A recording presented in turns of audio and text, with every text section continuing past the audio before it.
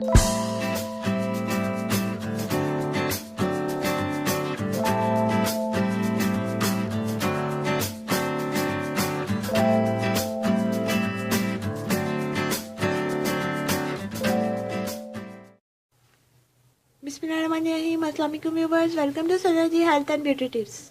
Viewers, कैसे हैं आप लोग? उम्मीद है खैरियत से होंगे। Sana ji health and beauty tips में नई वीडियो के साथ हाजिर हूँ।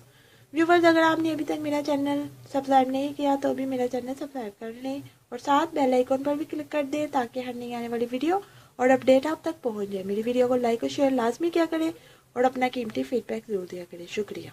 तो चलते हैं आज के टॉपिक की तरफ। व्यूवर्स, औलाद अल्लाह ताला की बहुत बड़ी नेमत है। औलाद वालिदैन के बुढ़ापे का सहारा बनती है। अल्लाह किसी को भी औलाद की नेमत से महरूम न करे। जब एक औरत को पता चलता है कि वो माँ बनने वाली है तो इसकी खुशी देखने वाली होती है।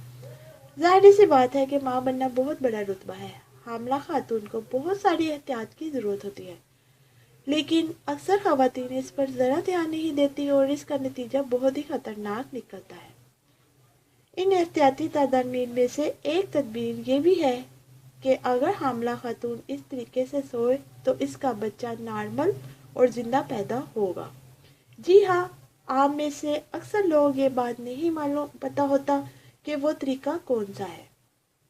वो आप आज की इस वीडियो में जान लेंगे।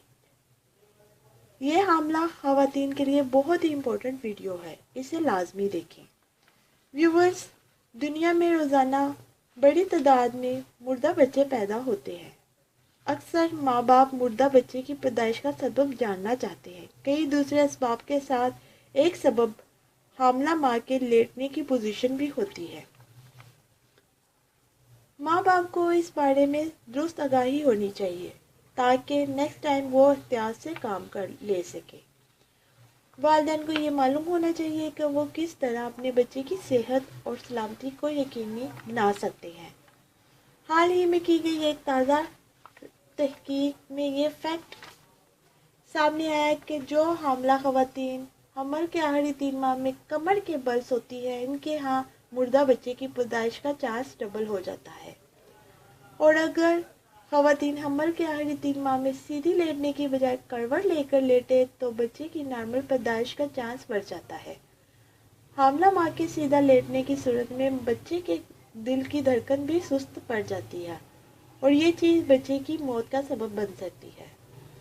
हामला ख़वातीन करवट लेकर सोने में आसानी पैदा करने के लिए कोई तकिया या कुशन यूज़ कर सकती हैं।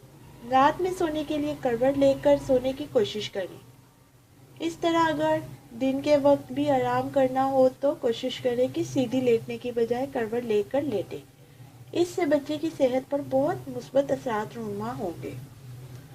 तो व्यूवर्स, ये थी आज की वीडियो। उम्मीद करती हूँ मेरी ये वीडियो आपको बहुत पसंद आई होगी। मेरी वीडियो को लाइक और शेयर ज़रूर कीजिएगा और अपना कीमती फीडबैक ज़रूर दीजिएगा और मेरे चैनल को सब्सक्राइब करना मत भूलिएगा। अब मुझे इजाज़त दें, अपनी दुआओं में याद रखें। अल्लाह आपका हामी और नसीब। मिलते हैं कल नई वीडियो के साथ। अल्लाह हाफिज़।